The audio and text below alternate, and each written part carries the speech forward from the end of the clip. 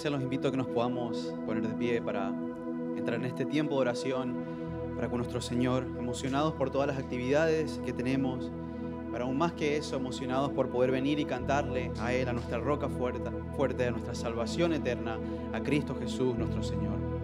Me gustaría que me acompañen a leer el Salmo capítulo 34, versículos 1 al 3, esta hermosa invitación que nos hace el salmista, y dice: bendeciré al Señor en todo tiempo. Continuamente estará su alabanza en mi boca. En el Señor se gloriará mi alma. Lo oirán los humildes y se regocijarán. Engrandezcan al Señor conmigo y exaltemos a una su nombre. Señor, queremos exaltar tu nombre porque es el nombre sobre todo nombre. Señor, queremos adorarte a ti, enfocar nuestros corazones, nuestra atención, todo lo que nosotros somos en ti solamente. Señor, queremos ver más y más la hermosura de Cristo Jesús y pedimos que abras nuestros corazones, nuestros ojos para ver esa hermosura de nuestro gran Señor y Salvador, el gran pastor de las ovejas, Cristo Jesús. Y es Él, Señor, por el cual estamos aquí, que nos podemos presentar delante de ti para venir, dejar las cargas de la semana, los problemas de la semana y recordar, Señor, lo que un día haremos en tu presencia por la eternidad, que es adorarte y exaltarte a ti. Así que, Señor, enfoca nuestros corazones en ti, en tu palabra, que cantemos con corazones gozosos, meditando en las palabras de la música y de las letras, Señor, para poder cantar de una manera digna, honesta y pura a ti, Señor. Prepara también nuestros corazones para la Santa Cena. De antemano, Señor, confesarte algún pecado que tengamos y poder presentarnos ante ti, Señor, de una manera digna, donde te adoramos, te exaltamos y cantamos a ti por tu grandeza y por tu fidelidad en nuestras obras. Gracias, Señor. Sé tú exaltado, sé tú adorado. Y es en el nombre de tu Hijo Jesús que te damos la gloria y la honra solamente a ti, Señor. Y te cantamos y decimos amén y amén y amén. Cantamos, iglesia. Damos las palmas juntos.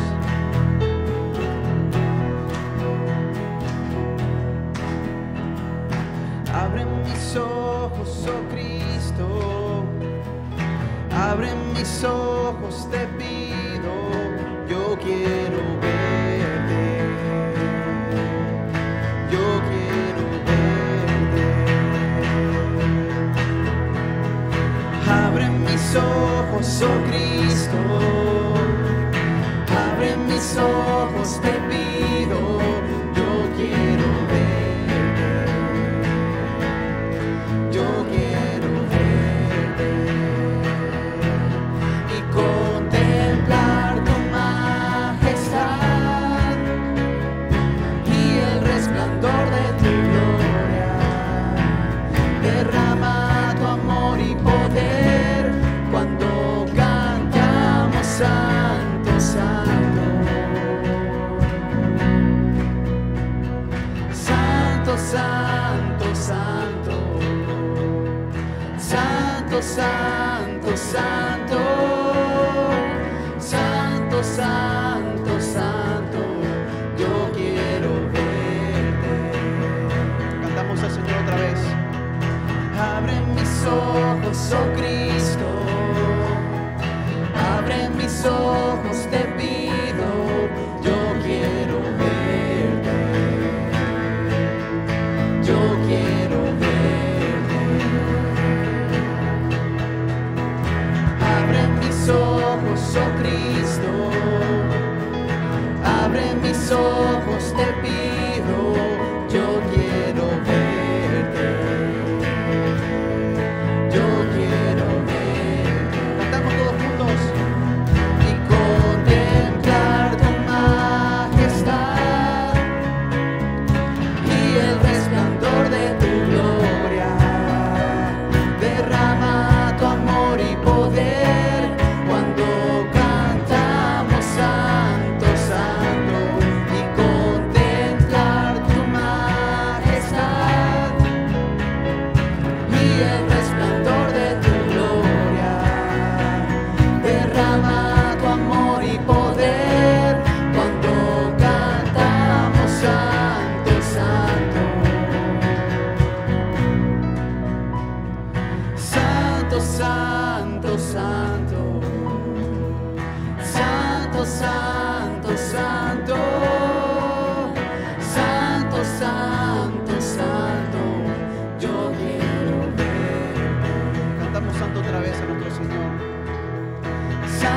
santo, santo, santo, santo, santo, santo, santo, santo, yo quiero verte.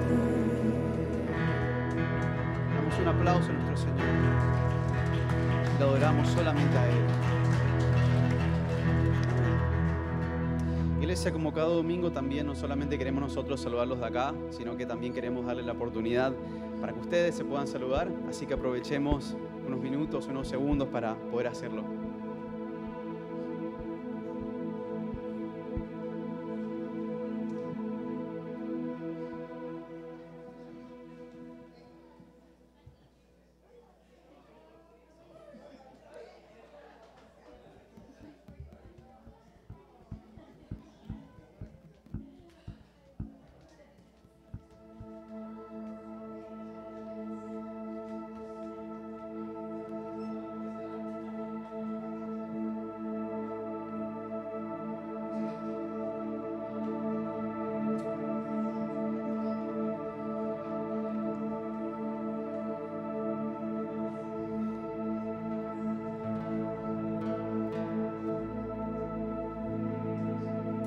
Seguimos cantando a nuestro Señor, que lo bendeciremos el día de hoy.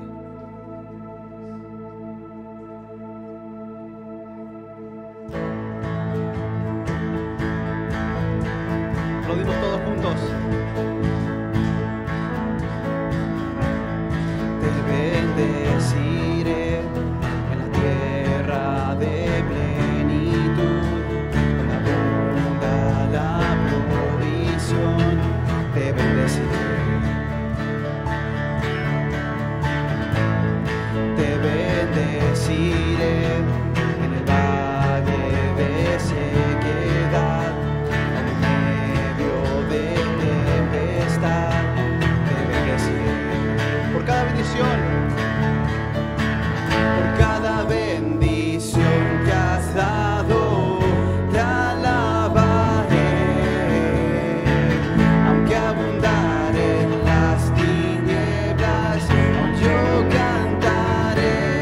Te bendeciré, mi Señor.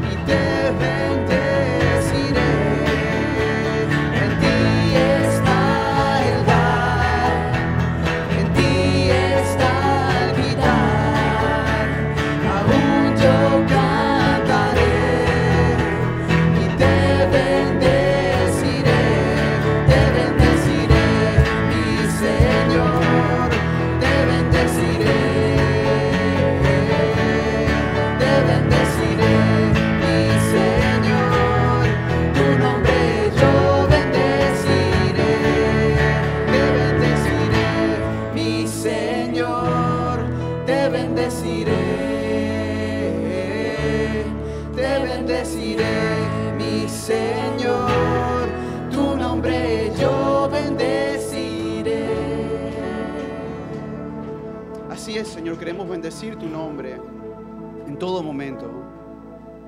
Señor, queremos glorificarte a ti. Queremos ser fieles, Señor, a ti, a tu palabra, a tus mandamientos.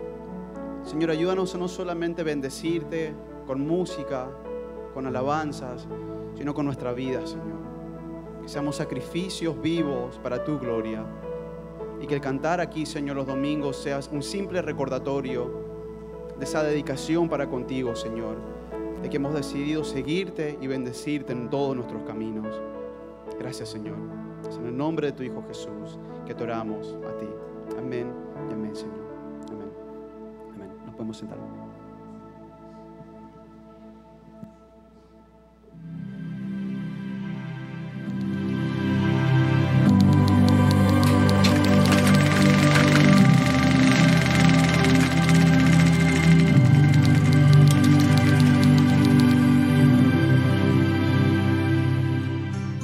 ¿Cómo participó el Espíritu Santo en la creación del universo?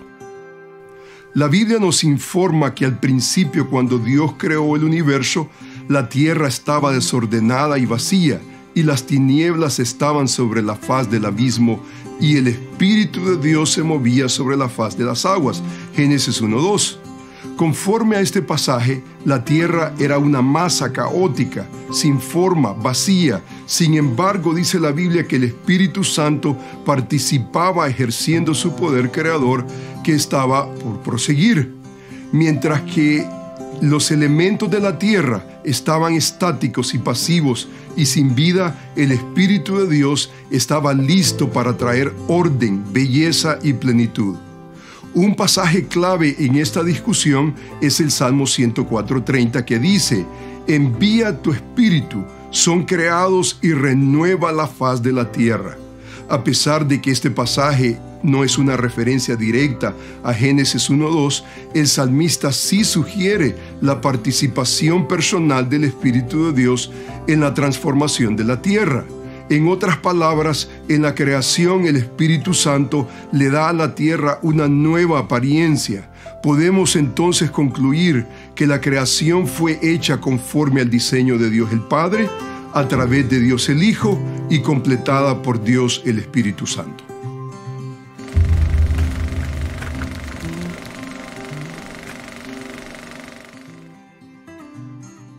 Buenos días, hermanos. Qué hermoso estar una vez más juntos. Es increíble que ya estamos en noviembre, ¿sí o no? Sí, ¿verdad? Hace poco nada más estábamos nosotros disfrutando el verano y ahora ya estamos en noviembre. Pero qué hermoso también hemos ido recibiendo la enseñanza poco a poco en esos últimos domingos, ¿no? Escuchamos una enseñanza muy hermosa en el transcurso del mes de octubre. Aprendimos que las Escrituras son aquellas que nos hablan de la gracia de Dios. Las Escrituras nos hablan de la gracia de Dios, la cual nosotros, ejerciendo y depositando nuestra fe a través de la gracia de Dios que aprendemos en las Escrituras, podemos llegar a Jesucristo. Y llegando a Jesucristo, entonces nosotros podemos vivir una vida plena en relación con Dios Padre para amor a su gloria. Qué hermoso, ¿verdad? Cómo podemos ver ese progreso de la alta doctrina. Entonces podemos ver que este llamado a conocer las Escrituras, reconocer su gracia, ejercer nuestra fe, tener a Jesucristo en nuestra vida y vivir para su gloria, nos puede ayudar a ver cualquier otro libro en la Biblia. Podemos ver en el Nuevo Testamento o en el Antiguo Testamento, sea Malaquías, y en Malaquías mismos podemos ver la enseñanza de la palabra del Señor. Malaquías nos dice, nos enseña que robará el hombre a Dios. La respuesta es en el negativo, no lo robará. Pero ¿cómo nosotros a veces podemos robar a Dios? Bueno, lo podemos robar si no le entregamos la gloria que es merecida por su nombre. O si no entregamos nosotros nuestra vida entera, nuestras ofrendas. Entonces podemos ver en este momento, en el momento de las ofrendas, podemos tomar nosotros la alta doctrina y ejercer un paso práctico a la vida cristiana. En la vida cristiana un paso práctico es las ofrendas. Es la manera en que nosotros podemos ejercer la doctrina que recibimos en una manera humilde y práctica en nuestro día con día. Entonces, de esta manera, oremos al Señor, entreguémosle nuestra ofrenda y ejerzamos lo que es la alta doctrina en nuestra vida práctica. Alabamos, Señor, alabado es tu nombre, porque podemos escuchar tu palabra. Podemos escuchar, Señor, lo que tú tienes para nosotros, tu enseñanza. Te damos gracias, Señor, por tus escrituras que nos hablan de tu gracia, que nos invitan a ejercer nuestra fe en Jesucristo para tu gloria, Señor. De igual manera, Señor, son las escrituras que nos recuerdan, Señor, que te debemos de entregar a ti todo, Señor. Debemos de traer al alfolí lo que es tuyo, incluyendo nuestra vida, incluyendo nuestras ofrendas, Señor. Ahora, en esta manera práctica, Señor, ejercemos nuestra doctrina en el día con día, Señor, entregando nuestras ofrendas y dándote gracias, Señor, por lo hermoso que tú eres. Todo esto para tu honra y para tu gloria. En nombre de Cristo Jesús oramos. Amén. Gracias, hermano Jonathan. Iglesia, nos ponemos de pie para seguir cantando a nuestro Señor.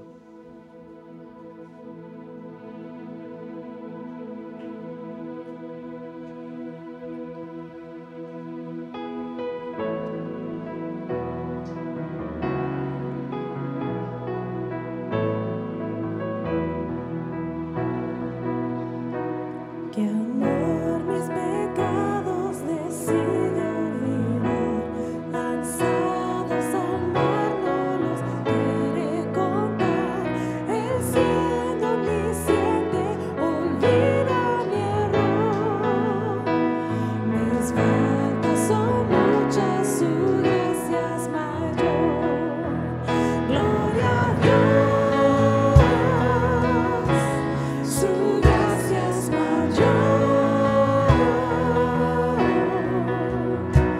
Sus misericordias hoy nuevas son. Mis faltas son muchas, su gracia es mayor. Paciente me aguarda en mi desviar, un Padre que tierno me llama al orar. Recibe al débil y vil pecador. Mis faltas son muchas, su gracia es mayor. Gloria a Dios, su gracia es mayor. Sus misericordias hoy nuevas son. Mis faltas son muchas, su gracia es mayor.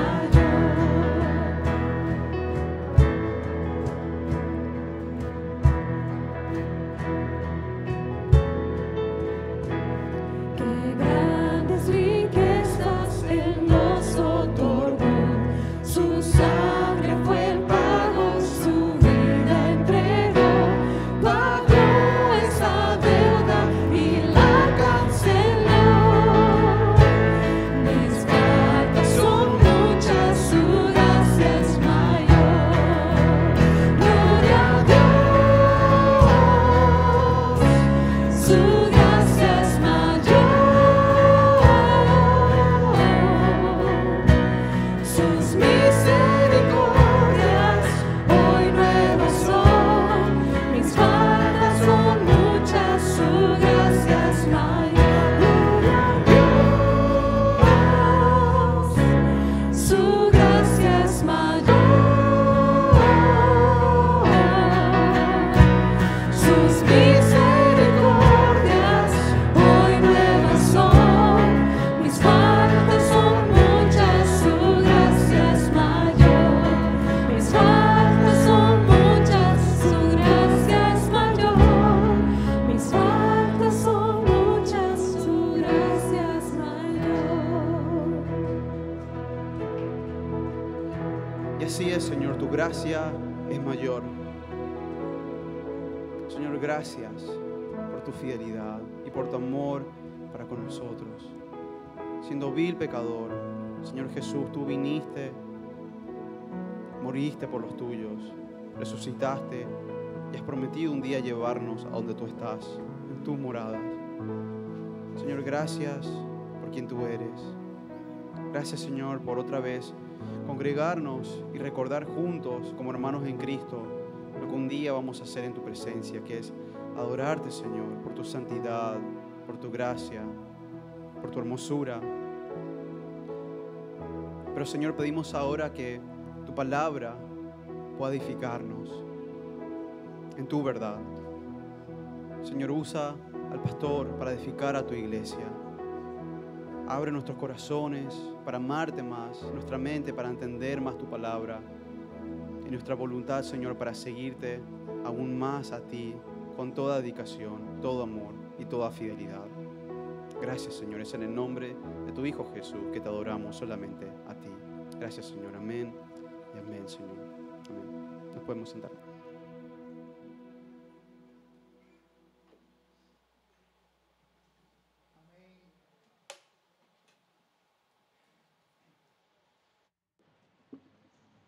Amén, amén, amada iglesia. Qué hermoso es saber que la gracia de Dios es mayor que nuestros pecados, mayor que nuestras falencias, mayor que nuestras debilidades. La gracia de Dios nos sostiene. Y aun cuando nosotros nos vemos en nuestras limitaciones y en las dificultades de la vida diaria, sabemos que la gracia de Dios es nuestro sostén, lo que nos mueve adelante en el camino del Señor, porque es por la gracia de Dios que somos salvos, pero también por la gracia de Dios somos sostenidos en Él, somos sostenidos en el Señor.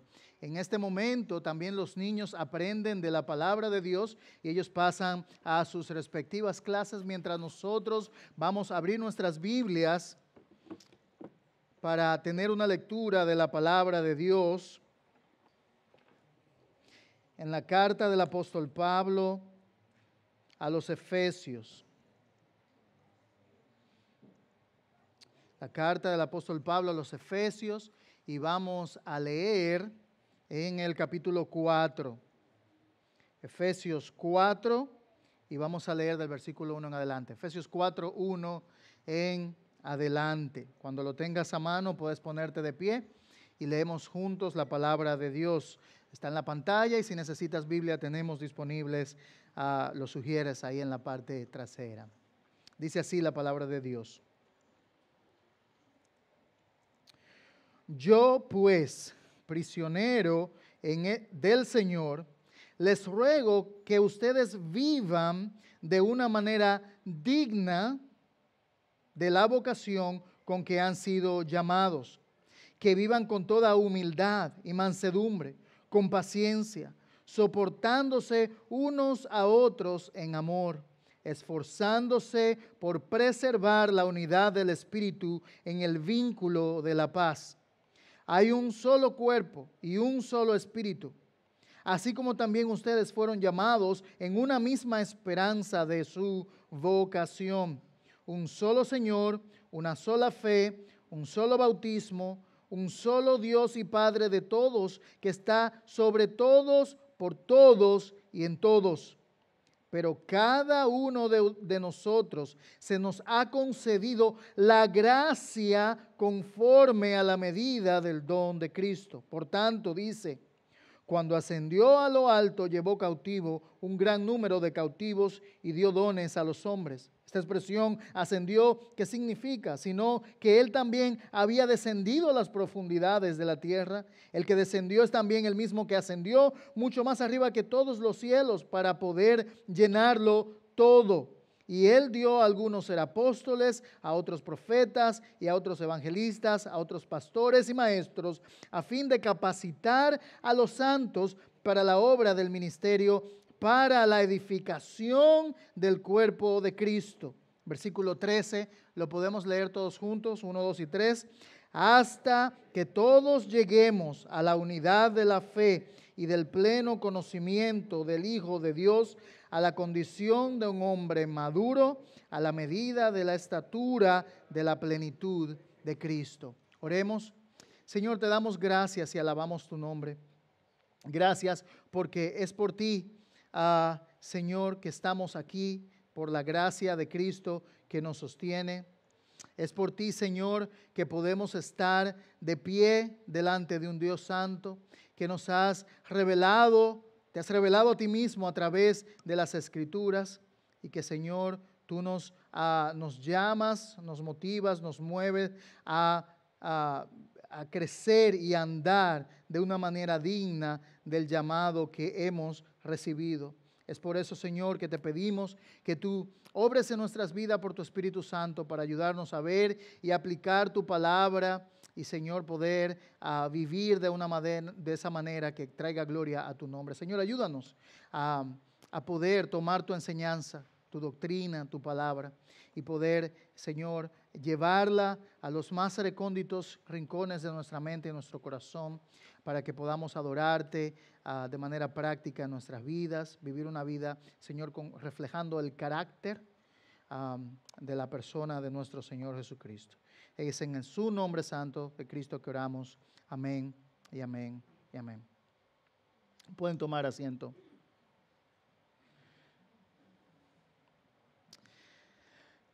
Muchos conocemos a un movimiento llamado el movimiento puritano, desarrollado en los 1600, 1700. Tal vez algunos dicen, tal vez en los principios también de los 1800. Pero hablando acerca de este movimiento, el autor Joel Beeke nos presenta el siguiente cuadro. Y él dice que los puritanos tenían una comunión dinámica con el Dios que moldeaba sus mentes, que afectaba sus emociones, que penetraba sus almas. Estaban profundamente en algo, enfocados en algo o fundamentados en algo y alguien que estaba fuera de sí mismo. Esto es el Dios trino de las Escrituras. Un enfoque hacia afuera, hacia el Dios trino de las Escrituras. Él sigue diciendo que el carácter distintivo del puritanismo era su objetivo de alcanzar una vida formada, moldeada por la palabra de Dios. Así que los puritanos estaban comprometidos a escudriñar las Escrituras, a organizar y analizar sus descubrimientos y luego aplicarlos a todas las áreas de la vida. Todas las áreas de la vida. Sus escritos, muchos de ellos se escribieron y los escritos fueron enfocados, o su tema era la doctrina para la vida. La doctrina, la enseñanza para la vida. Ellos sostenían esta creencia que que la verdad es importante para la bondad, la cual es la gran piedra de toque y es la tendencia a promover la santidad. La verdad para la bondad. Ellos procuraban practicar el señorío de Cristo sobre la fe, la adoración, el orden de su cuerpo, la iglesia, y ellos estaban restringidos por la conciencia delante de Dios, delante de Dios. Ellos no solamente se conformaban con saber, pero ellos estaban enfocados en el ser. Ellos no solamente se estaban enfocando en cuáles eran las verdades de las Escrituras, sino más bien su enfoque, el fin era cómo podemos aplicar esas verdades en todas las áreas de nuestra vida, en todos los recónditos con nuestra vida. Ellos estaban convencidos de que la doctrina era para el cambio diario, para el cambio práctico. Y que no había una doctrina separada de la vida, sino que había un matrimonio entre ambas, de manera tal que una se reflejaba en la otra y no podemos conocer la verdad de Dios sin vivir la verdad de Dios, y no podemos vivir la vida que Dios nos manda sin la verdad de Dios. Estaban íntricamente relacionadas y unidas unos a otras. Lo que nosotros aprendemos debe cambiarnos. Hermanos, el evangelio de Dios es un evangelio transformador. Es un evangelio que cambia vidas, es un evangelio que nos transforma. No es un evangelio que nos informa y que nos deja iguales, sino un evangelio que nos transforma. Alguien dijo lo siguiente: la verdadera teología, esto es el estudio de Dios, es aquella no solamente que calienta la mente y deja frío el corazón, pues la doctrina, la teología que calienta la mente y deja frío el corazón no es una verdadera teología. La verdadera teología, la verdadera doctrina es aquella, sí, que calienta la mente, pero también que transforma el corazón. Hermanos, lo peor que podemos hacer con la doctrina y la enseñanza transformativa de la palabra de Dios es dejarla en el pedestal de nuestras mentes. No es la intención de Dios, hermanos, que nosotros seamos buenos conocedores, pero no hacedores. Hemos estudiado el libro de Santiago y una de sus propuestas y motivaciones a nosotros es que no seamos tan solamente oidores de la palabra de Dios, sino que también seamos, ¿qué? Hacedores de la misma. Porque aquel que la escucha y no cambia es aquel como que se ve en un espejo, ve que tiene todavía los peculiares de la mañana, digamos, y no hace nada con ellos. La doctrina, la palabra de Dios es el espejo que nos muestra nuestra condición y nos anima a la transformación. Es por eso que en la palabra de Dios no solamente encontramos los establecimientos y los establecimientos de la verdad de Dios, sino también la motivación al cambio. Es un llamado a la acción. El Evangelio de Dios no es solamente una información de buenas noticias, que aunque lo es, pero también es un llamado a la acción, al accionar. Así que el propósito, el fin, el motivo por el cual estamos aquí, hermanos y amigos, el motivo por el cual leemos las Escrituras, el motivo por que estudiamos, el motivo por que nos esforzamos en conocer las Escrituras, no es para un fin en sí mismo de conocer, sino más bien para ser transformado por el Dios de las Escrituras, para cambiar, para ser diferentes, para ser diferentes. Y este es un cambio que no es producido por nosotros mismos, como hemos hablado anteriormente. No es el cambio de una reforma moral, no es el cambio de adaptarme a las normas sociales de un club X, sino más bien es un cambio que es producido por Dios y motivado a nuestra participación por el Espíritu Santo a cambiar en nuestras vidas. Así que la enseñanza de la palabra de Dios debe motivarnos al cambio en nuestra vida. Como los puritanos lo veían, era un cambio radical, una renovación completa. El escritor J.I. Packer dice lo siguiente acerca del puritanismo. Él dice que el puritanismo era un movimiento santo y evangélico que procuraba implementar su visión de renovación espiritual, nacional y personal en la iglesia, el Estado, el hogar, en la educación, en el evangelismo, en la economía, en el discipulado y la devoción individual, en la aptitud y cuidado pastoral. Todas las áreas transformadas por la palabra. Hermanos, si no es esta nuestra meta, estamos entonces tal vez teniendo una distorsión de lo que se trata la palabra de Dios. La palabra de Dios no solamente quiere animarnos a sentirnos mejor para la semana. La palabra de Dios quiere transformarnos para cambiar y vivir diferente durante la semana. La palabra de Dios quiere que seamos nuevas criaturas. El Evangelio nos dice que la palabra de Dios nos transforma, nos cambia, nos hace sabio, pero nos hace sabio para el cambio, para un cambio diferente, para un cambio diferente. Es por eso que al llegar a esta coyuntura, hemos tenido un mes, el mes de octubre, viendo las doctrinas de la reforma. Hemos visto el corazón de los puritanos en cuanto a la doctrina, pero queremos ver cómo llevamos esa doctrina a la práctica, cómo vivimos por ellas. Si esas verdades son importantes para nosotros, deben afectar entonces la manera como actuamos y cómo hablamos, cómo nos movemos y cómo andamos. Esto era la convicción no solamente de los puritanos, no era solamente la convicción de los reformadores. Hermanos, esta era la convicción profunda de los autores de la Biblia, de las Escrituras. Era la convicción profunda del apóstol Pablo. No había nadie más comprometido con la sana doctrina que el apóstol Pablo.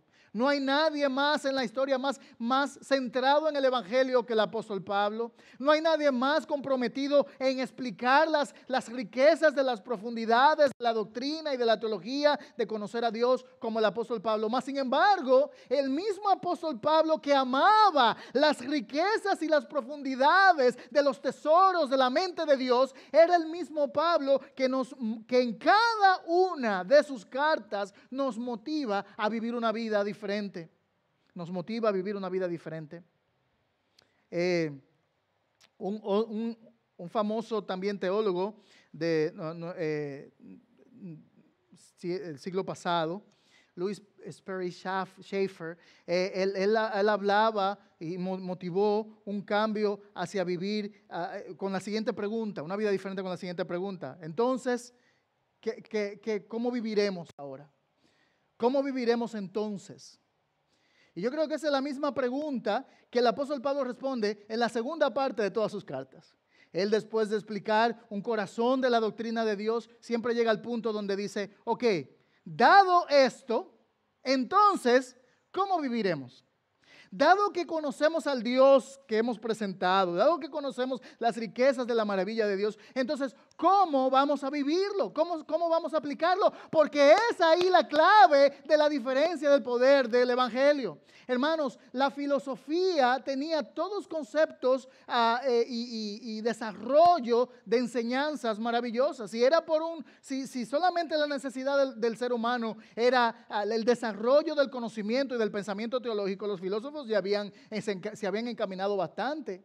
Mas, sin embargo, el cambio radical y lo que hace la diferencia entre filosofías y el Evangelio es que el Evangelio toma las enseñanzas y lo lleva a la vida práctica para un cambio diario, en la vida diaria. Y el apóstol Pablo llega al capítulo 4 de Efesios y hace lo mismo. Después de haber presentado la gloria del Evangelio y la elección de Dios y los beneficios de la redención, de orar por las riquezas de la sabiduría de Dios, por enfocarse en el poder del Evangelio y las sobreabundantes riquezas de la gracia de Dios que hemos visto también recientemente, esos capítulos anteriores, cómo Pablo estaba enfocado y vivía una vida transformada por el Evangelio, orando por él, y termina el capítulo 3 con una doxología, adorando a Dios, diciendo, y aquel que es poderoso para hacer mucho más abundantemente de lo que pedimos y entendemos según el poder que obra en nosotros, a él sea la gloria en la iglesia y en Cristo Jesús por todas las generaciones, por los siglos de los siglos. Amén. Pero no termina ahí, sino que él continúa. Aquí es una hermosa manera de terminar la carta. Yo diría, oye, ya después de ahí no hay nada más que añadir. Puede terminar en este punto, pero Pablo no termina ahí. Porque la enseñanza de la doctrina, hermanos, la teología no termina simplemente en saberla. Es saber cómo vivirla, saber cómo aplicarla. Y Pablo no se queda corto en explicarnos, inspirado por Dios, de cómo vivimos la doctrina, cómo vivimos la enseñanza. Porque Él quiere, lo que Dios busca es vida transformada. La enseñanza de nuestro Señor Jesucristo siempre fue apuntada al cambio, ser diferentes. Y entonces Él empieza en el capítulo 4. Yo, pues, prisionero del Señor, les ruego que ustedes vivan de una manera digna de la vocación con que han sido llamados. Es un ruego, es una imploración. Él les ruega, hermanos, mi ruego para ustedes es que ustedes puedan vivir a la altura del Evangelio que conocemos. Que puedan vivir a la altura del grandioso Dios que hemos presentado. Porque ese es el corazón de Dios, hermanos. Ese es el deseo más profundo de Dios. Si bien es cierto que Dios nos salva a través de su Hijo, si bien es cierto que tenemos entrada hacia su persona en la adopción, en la redención, entrada libre ante el trono de la gracia a través de Cristo, Él no solamente quiere que tengamos una entrada a su presencia, sino que seamos transformados por su obra, por el Evangelio, que seamos transformados. Así que el corazón de Dios es que podamos vivir a la luz de lo que conocemos. Y esa vida se va a vivir en diferentes aspectos, se va a lucir de maneras diferentes, pero esa vida va a mostrar un carácter diferente. Ahora, nosotros podemos hablar mucho y decir, bueno, entonces, ¿cómo lo vivimos? ¿Cómo lo aplicamos?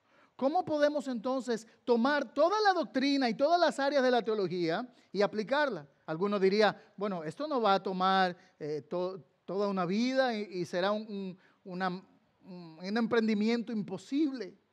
Pero si podemos entender el corazón del llamado de Dios para nosotros, ¿a qué se refiere Dios cuando Él quiere que nosotros apliquemos la doctrina? ¿Qué se refiere Dios cuando Él nos motiva a cambiar? Yo creo que el apóstol Pablo estaba enfocado en esa respuesta en los capítulos 4, 5 y 6 del libro de los Efesios, donde Él va a decir, a esto me refiero. Esto es vivir la teología de manera práctica. Y hermanos, el versículo 13 nos da la meta final de por qué, cómo debemos vivir la vida. ¿Cuál es la meta de Dios para nosotros en nuestra transformación? ¿Será que simplemente seamos más cordiales? ¿Que seamos más amables? ¿Que tratemos mejor en nuestras conversaciones a los demás? ¿Que usemos mejor vocabulario? ¿Que nos vistamos diferente? ¿Que dejemos algunas cosas? ¿Qué cosas dejo? ¿Qué nos dejo? ¿Sabe qué? Dios ya tiene un resultado en mente, un fin en mente, un fin desde el principio, y es este. Versículo 13, Efesios 4, 13. Hasta, ahí está dando una meta, ¿ven? ¿Hasta dónde tengo que llegar? ¿Hasta dónde tengo que cambiar? ¿Hasta dónde me tengo que transformar? El versículo 13 dice, hasta la meta de Dios para nosotros es esta, que todos, ¿cuántos? Hermanos, todos, ¿cuántos son todos? ¿Estoy yo incluido ahí? ¿Está usted incluido ahí? Sí, todos, hasta que todos lleguemos a la unidad de la fe y del pleno conocimiento, ¿de qué? Del Hijo de Dios. Una unidad de fe y pleno conocimiento del Hijo de Dios, pero sigue diciendo, a la condición de un hombre maduro. Y él sigue explicando, ¿qué es un hombre que conoce a profundidad un pleno conocimiento del Hijo de Dios? ¿Qué es un hombre, una mujer madura? ¿Qué es? Que lleguemos a la medida de la estatura de la plenitud de Cristo. Hermanos, Él quiere que tomemos la vara de medida y al medir a Cristo en todos sus atributos, en todo su carácter, que nosotros, nuestra meta sea llegar a la misma medida de Cristo. Pero eso es algo imposible. Sí. Pero eso es algo sobrenatural. Por supuesto. Es por tanto que Dios nos da su poderosa palabra y su poderoso espíritu para que Él de manera maravillosa, de manera sobrenatural y de manera integral nos transforme y nos capacite a llegar a ser a la estatura de Cristo. Hermanos, pero es un proceso en el cual vamos en crecimiento. Yo recuerdo en una ocasión a mi esposa con el deseo de siempre de medir a nuestras niñas cómo van en su crecimiento, ¿verdad? Y ella puso tiempo, esfuerzo para poder crear algo que podamos ir marcando. Bueno, está aquí, pero luego está acá y va creciendo y ver el progreso de su crecimiento. Porque si nuestras hijas están saludables, lo natural es que crezcan. Si nuestras hijas están en salud, están comiendo bien, se están alimentando, durmiendo bien, lo normal es que crezcan, por tanto, el crecimiento es esperado. No nos asombramos por el crecimiento si estamos alimentando a nuestras niñas de manera correcta, si están teniendo el descanso correcto. No nos sorprendemos porque, ¡ay, creció! No, sí, claro, queremos que crezca, queremos que nuestras hijas crezcan y celebramos su crecimiento. De la misma manera, hermanos, en la vida espiritual, el creyente es llamado a crecer, el creyente es llamado a avanzar con una mente clara de Dios en su voluntad, en su deseo, es que lleguemos a ser como Cristo. Podemos decirlo de esta manera. Si tú estás vivo hoy después de haber crecido en Cristo, y estás en este lugar y Dios no te ha llevado al cielo, Dios no ha mandado todavía un carruaje de fuego a buscarte, si Dios no te ha, si Dios no te ha arrebatado como a Enoc, si Dios no te llevó desde el monte como a Moisés, es porque Él te quiere acá. Y si no ha terminado contigo, porque Él tiene un propósito en mente. Él quiere que te parezcas a Cristo. Él quiere que nos parezcamos a Cristo. Y no solamente una copia mal hecha, ¿verdad?, de Cristo, sino que seamos transformados a la plenitud de Cristo. Al total de su carácter, de su vida y de su obra. No solamente en nuestro entendimiento, sino también en la vida práctica de ser como Él, de actuar como Él, de tener el carácter de Cristo. Hermanos, este es el milagro más grande del mundo, porque tomar pecadores, rebeldes, tercos como tú y como yo, y sacarnos de nuestro deseo por el pecado cuando a veces nosotros estamos amando este mundo más que las cosas del cielo, es un trabajo que solo Dios puede hacer. Solo Dios puede cambiar el corazón del pecador y cambiar sus deseos más profundos, arraigados a las cosas de este mundo, y cambiarlo a los deseos de Dios. Eso es una obra de Dios. Pero es una obra que Dios está enfocado en hacer, porque el que comenzó en ustedes la buena obra la va a perfeccionar hasta el día de Jesucristo. Tenemos la esperanza de la promesa de que Dios la va a terminar. Aunque nosotros no pensamos que no vamos a llegar, Dios lo puede hacer y Él lo va a hacer. Ya no es a ver si algún día yo seré como Cristo. Hermano, si usted ha creído en Cristo, Dios lo compró, lo salvó, lo redimió. No para que usted sea ya usted, no es para que Juan sea Juan, para que Samuel sea Samuel, sino para que seamos como Cristo. Y Él no va a parar hasta que eso sea posible. ¿Cómo estás tú entonces contribuyendo en la misma dirección del plan de Dios para tu vida? ¿Qué estás haciendo tú y qué estamos haciendo para caminar en esa dirección? Ahora, nosotros debemos ser honestos con nosotros mismos, porque todos nosotros tenemos metas y tenemos planes. Cada año, ya estamos casi a final de año, cuando usted menos lo espere, ya estamos en Navidad, ya estamos en Año Nuevo, y adivine qué pasa en Año Nuevo. Comienzan todas las metas del nuevo año. Yo quiero perder 30 libras el próximo año. Yo quiero correr una maratón el próximo año. Y ahí vemos todas las metas que ponemos, ¿verdad?, para el próximo año, que es un nuevo trabajo. Y tenemos metas y nos hacemos metas. Están bien las metas. Está bien organizarnos y mirar hacia adelante, hacia las metas, hermanos. Pero si nosotros tenemos metas en todas las áreas de la vida, pero no tenemos metas espirituales a las cuales nosotros apuntar y alcanzar, estamos entonces perdiendo el tiempo. Porque todo en esta vida, todo lo material dejará de ser, pero lo espiritual es la meta del hombre. Las metas de Dios, Dios quiere, la meta de Dios es ser como Cristo. O sea que si le vayamos a preguntar, Dios, ¿cuál es tu meta para mi vida el próximo año? Y Él te dirá la misma de siempre, amado hijo, hija.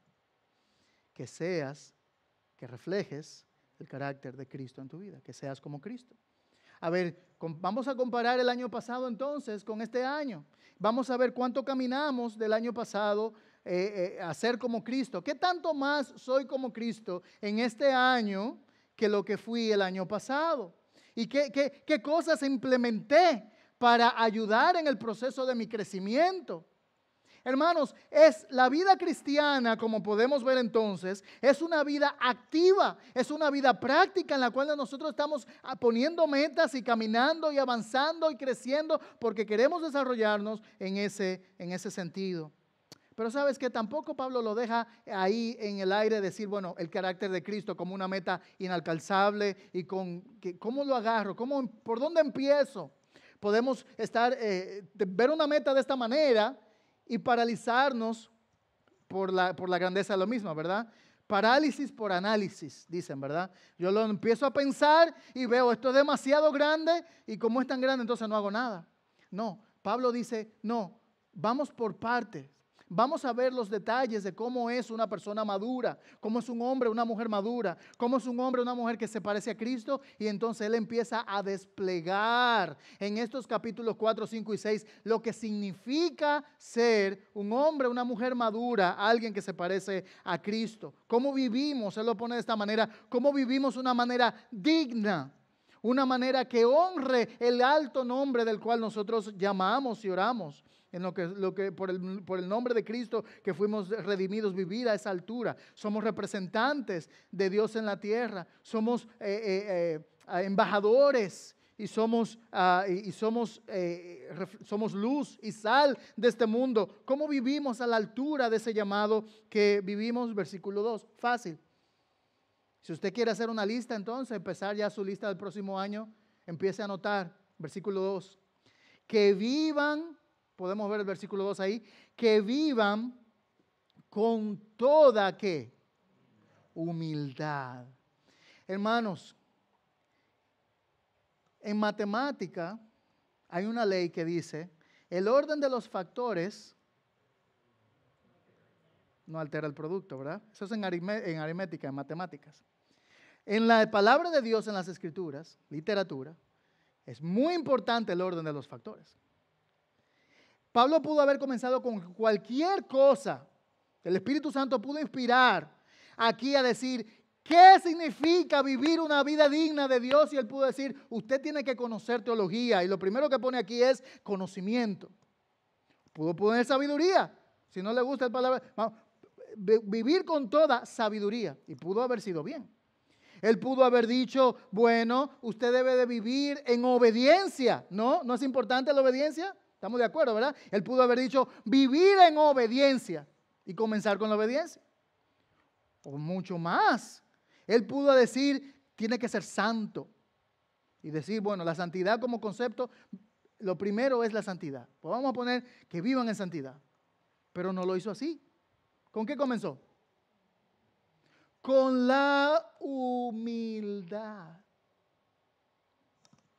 Hermanos, no hay una característica mayor que represente la esencia del carácter de Cristo que la humildad.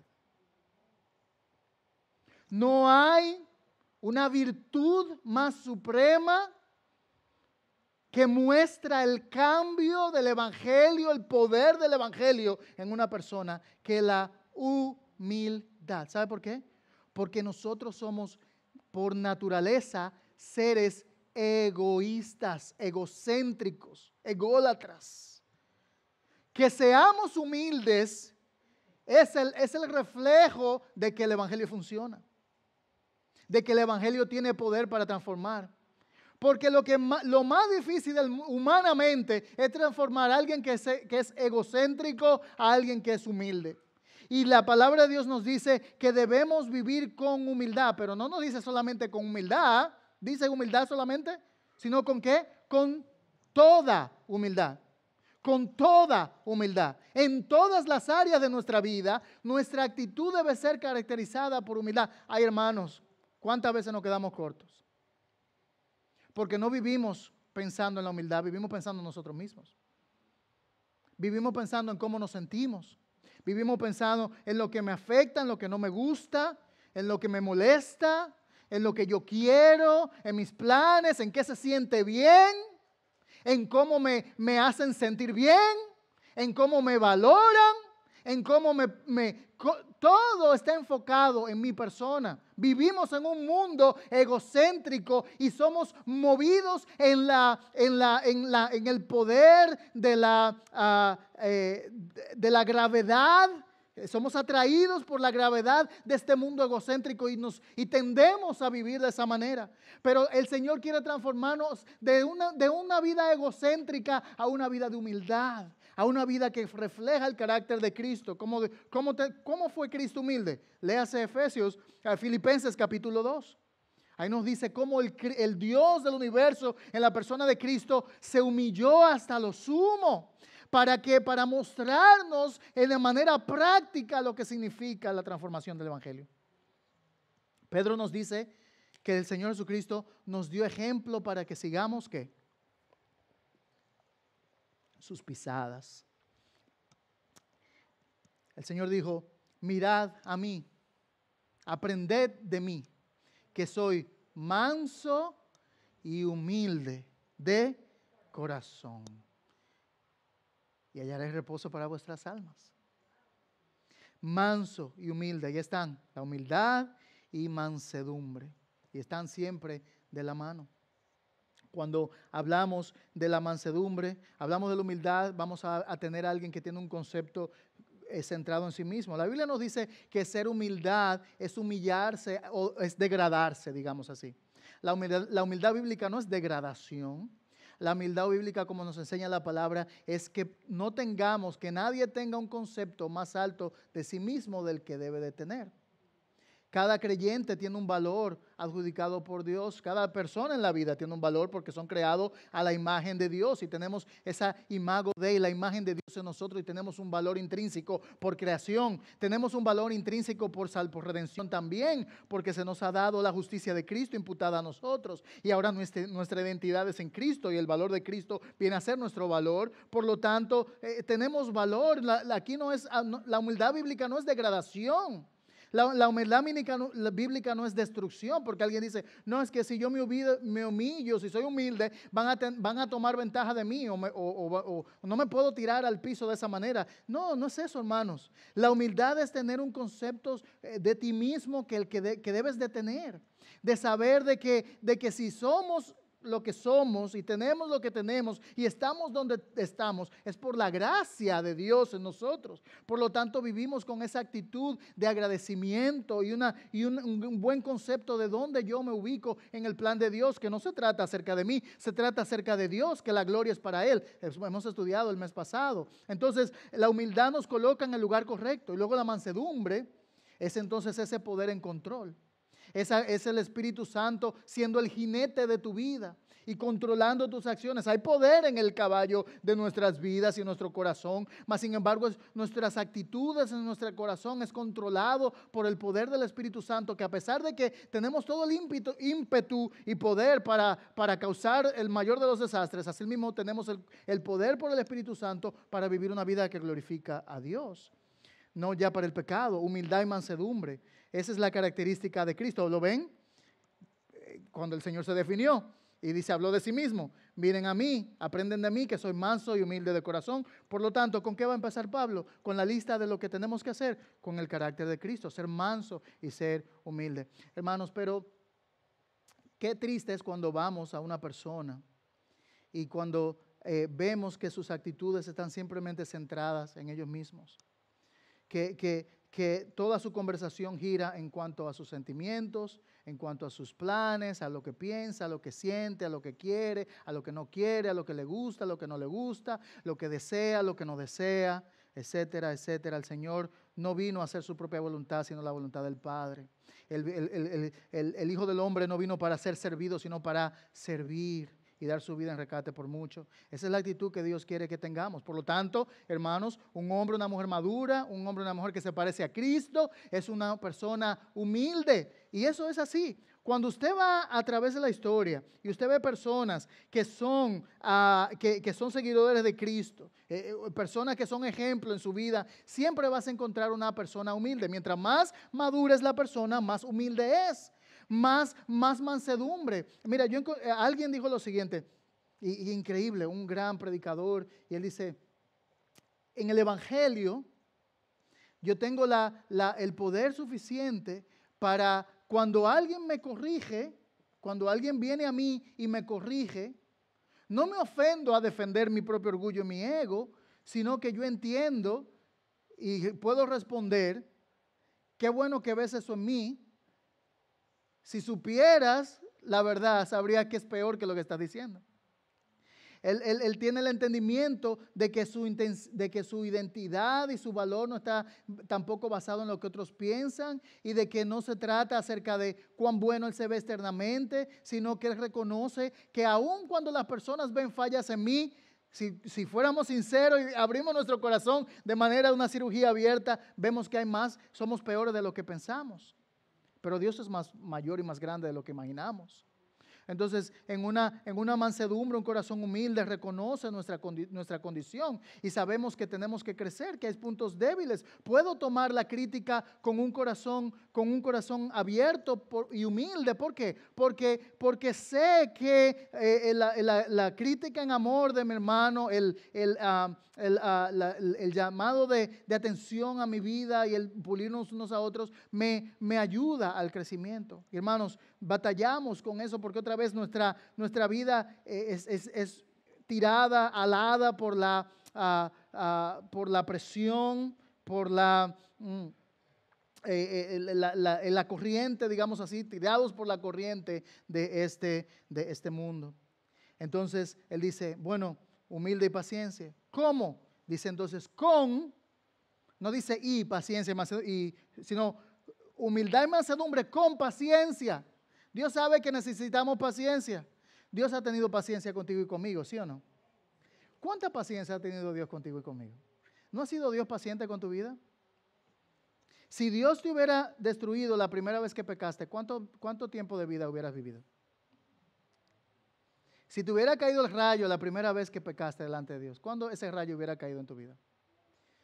Que estás vivo hoy, que yo estoy vivo hoy, Dios ha tenido paciencia. La humildad y la mansedumbre, la gracia de Dios muestra paciencia. Dios no retarda su promesa como algunos la tienen por tardanza, sino que es paciente para con nosotros, no queriendo que ninguno perezca, sino que procedan al arrepentimiento.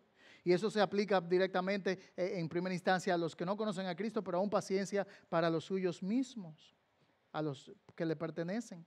Y esa paciencia entonces nos va a ayudar entonces a poder, dice, a soportarnos unos a otros en amor. Pablo, pero no lo diga así, ¿cómo soportarnos? Bueno, Pablo, el Señor es honesto, Pablo es honesto. Se necesita paciencia para soportarnos en amor. ¿O usted cree que usted es la última Coca-Cola en el desierto? El último bizcochito de la panadería. No somos lo más maravilloso para amar. Pero otros han tenido paciencia para con nosotros. Dios ha tenido paciencia para con nosotros. ¿Cómo nosotros no vamos a tener entonces la paciencia para tratar a los otros en amor? Bueno, pero si necesitamos paciencia, ¿sabe qué necesitamos, verdad? Para obtener la paciencia. Porque la prueba de vuestra fe, dice Santiago, produce ¿qué? Y después nosotros decimos, ¿y por qué yo estoy en tantas pruebas? Parecería que no se terminan nunca las pruebas de mi vida. Hermanos, gozaos, dice Pedro, cuando se encuentran diversas pruebas. Regocíjense, Dios está obrando en tu vida paciencia que necesitas para tener el carácter de Cristo, ser humilde y manso en paciencia para soportarte unos a otros en amor, para soportarnos en amor. ¿Por qué? Porque es importante, es el mayor reflejo del cristianismo. Hermanos, vamos a hacer impacto cuando predicamos el evangelio correcto, pero vamos a hacer de mayor impacto cuando vivimos la vida correcta por el evangelio que nos ha transformado. ¿Me doy a entender? El evangelio lo predicamos, es un mensaje que compartimos, la doctrina ya la compartimos. Pablo ya habló la doctrina en 3 capítulos anteriores, pero ahora él está diciendo que ahora debemos vivir de la manera que la doctrina que nos enseña. Nos soportamos unos a otros en amor, en esa humildad y en esa mansedumbre. ¿No se parece a Cristo esta definición? Alguien humilde y manso que con paciencia soporta a los otros en amor. ¿Quién es ese? Es el Señor. Y Él quiere que seamos así. Ve cómo ahora Pablo lo está poniendo aparte, lo está defragmentando para que veamos piecita por piecita de cómo Cristo luce. Si yo quiero ser como Cristo, necesito humildad. Debo ser humilde. Debo ser manso, controlar mi carácter bajo el Espíritu Santo. Debo tener paciencia. Y esa palabra paciencia es siempre interesante porque soporta el peso bajo la prueba, bajo la presión, puede soportar en el tiempo, soportándose unos a otros en amor. Así que hermanos, ¿cómo luciría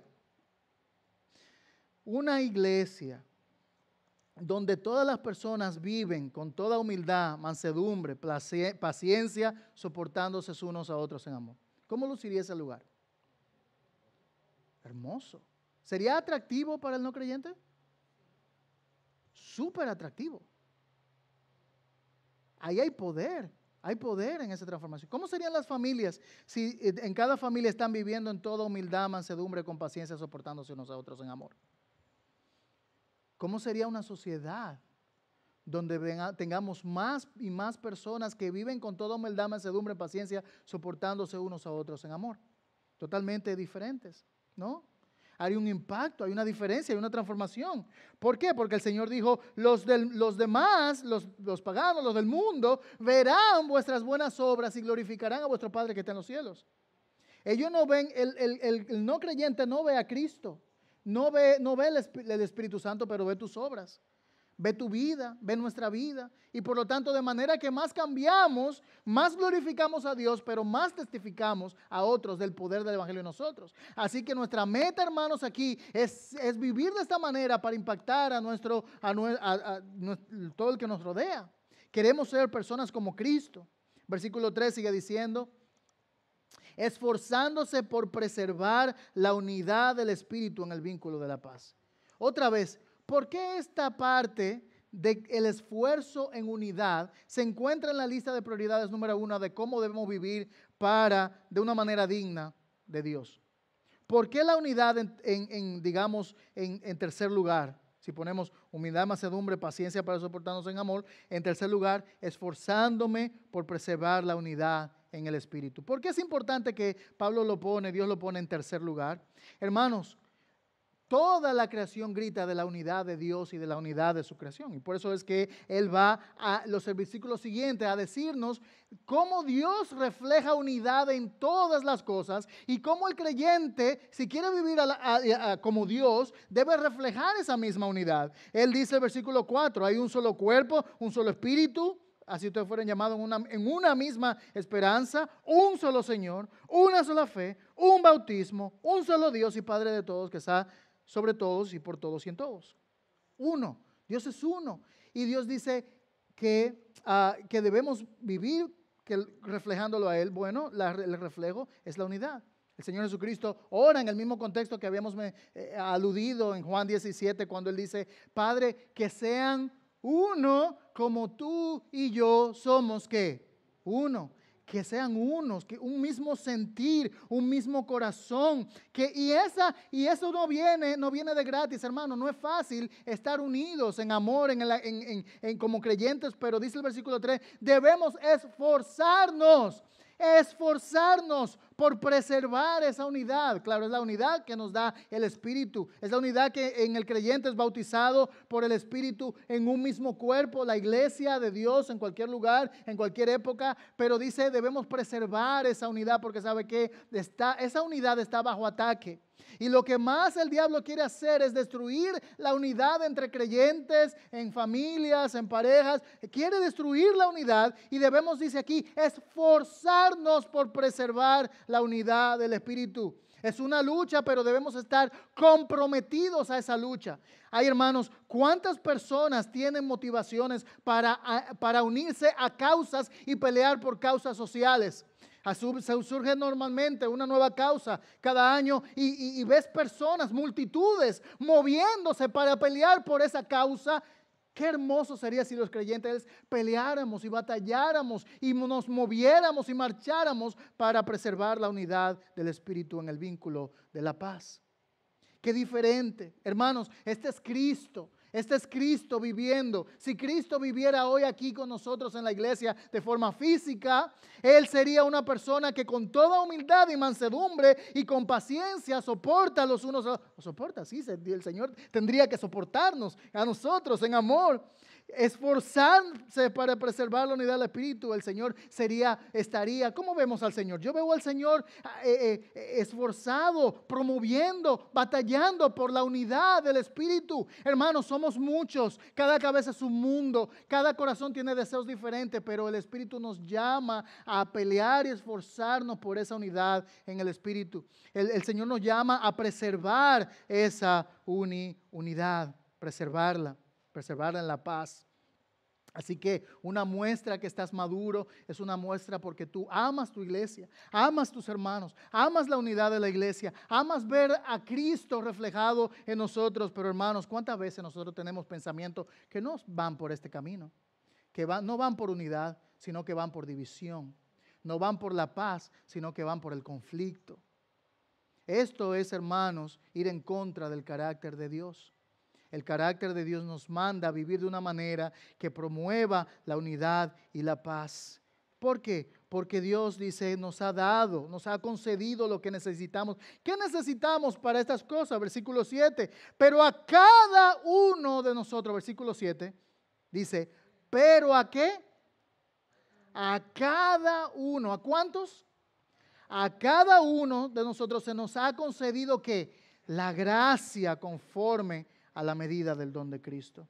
Hermanos, Dios nos concede gracia, porque por gracia ustedes han sido salvados. La gracia de Dios abunda en los corazones, y como Dios nos ha mostrado gracia, nos da gracia suficiente para mostrar gracia los unos por los otros. Los unos por los otros. Yo sé que para el trato con mi persona, Dios le tiene que dar doble porción de gracia a mi esposa. Yo sé que nosotros no somos, no andamos en la perfección, somos difíciles y debemos entender, porque nosotros en nuestra propia mente somos sabios en nuestra propia mente, ¿verdad? Nosotros nos vemos perfectos nosotros mismos. Podemos, de manera rápida, en un segundo, podemos ver los defectos en otra persona. Te puedo hacer una lista, 10 puntos con 10 puntos de los defectos del otro. Somos lentos en ver los defectos propios, ¿verdad? Alguien dijo que es como si todos hubiéramos nacido con los defectos pegados a la espalda y nuestras virtudes en el pecho, ¿verdad? Muy fácil vemos todas nuestras virtudes, pero no podemos ver las nuestras, sino lo de los demás. Entonces, nosotros debemos ser conscientes de que necesitamos gracia. Otros necesitan gracia para tratar conmigo. Yo necesito gracia para tratar con los demás. Y actuamos en gracia. ¿Por qué? Lo lindo es que se nos ha concedido la gracia. La gracia de Dios se nos ha dado. Dios nos ha tratado con gracia y nos ha dado la gracia que necesitamos.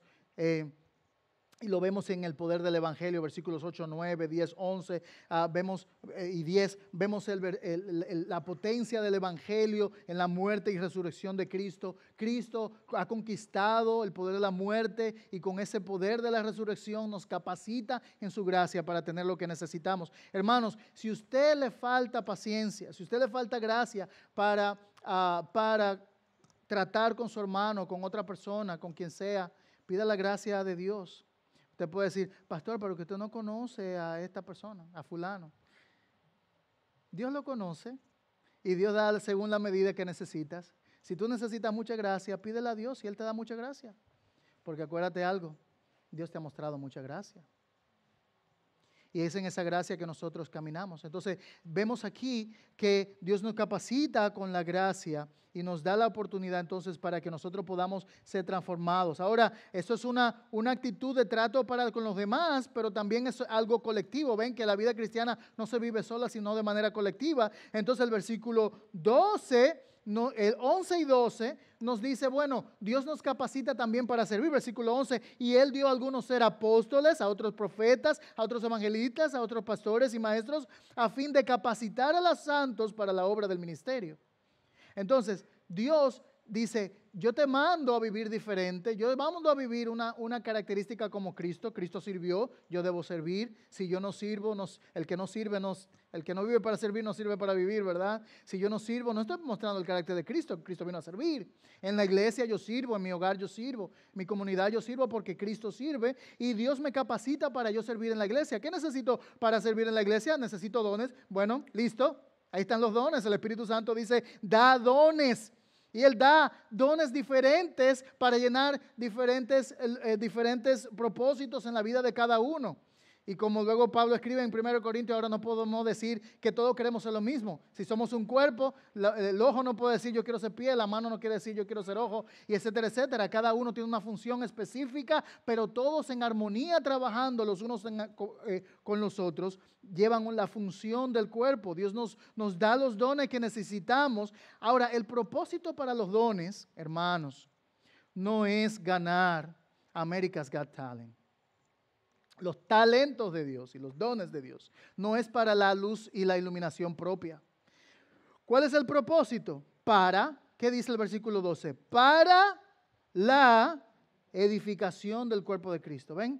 Aquí nos dice, para la glorificación del que los posee, para el exalte y las nuevas posiciones ministeriales que va a obtener cuando tenga esos dones. No, El propósito incluso de la capacitación de Dios en los dones por el Espíritu Santo es para edificar al cuerpo de Cristo, para servir a tus hermanos, a la iglesia, para que la iglesia de Dios sea edificada y ponerlo en la obra.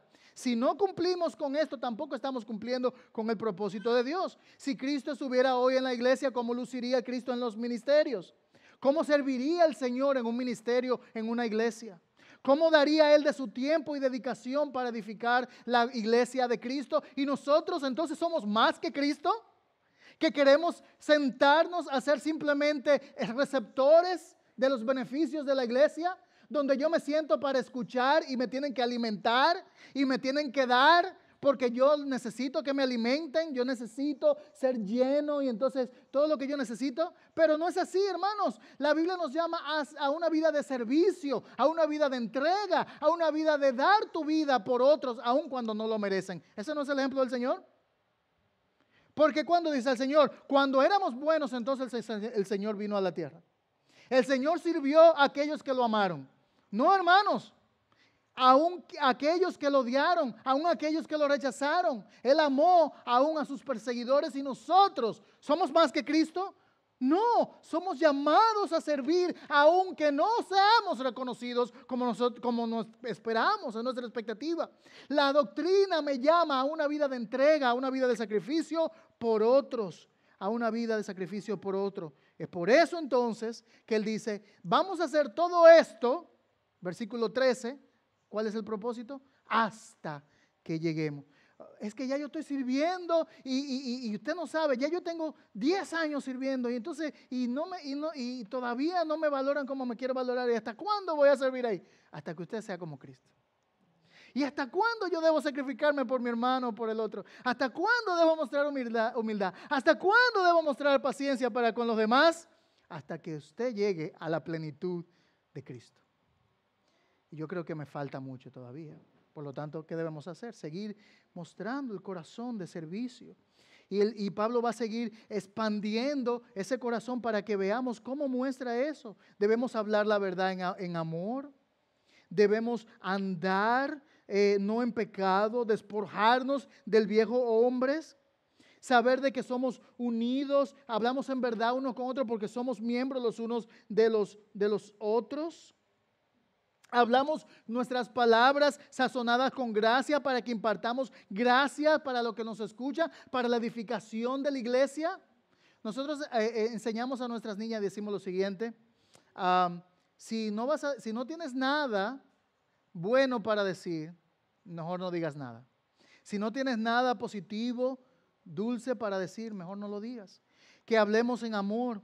Que seamos amables unos con otros, que nos perdonemos unos a otros, que mostremos acciones de gracias, que demos siempre gracia y que nos sometamos unos a otros en el temor del Señor. Todo eso significa vivir una vida a la altura de la doctrina. Es por eso, hermanos, que el Evangelio nos da no solamente la salvación en Cristo, sino que nos llama a un gran desafío. Nos llama a vivir una vida como Cristo.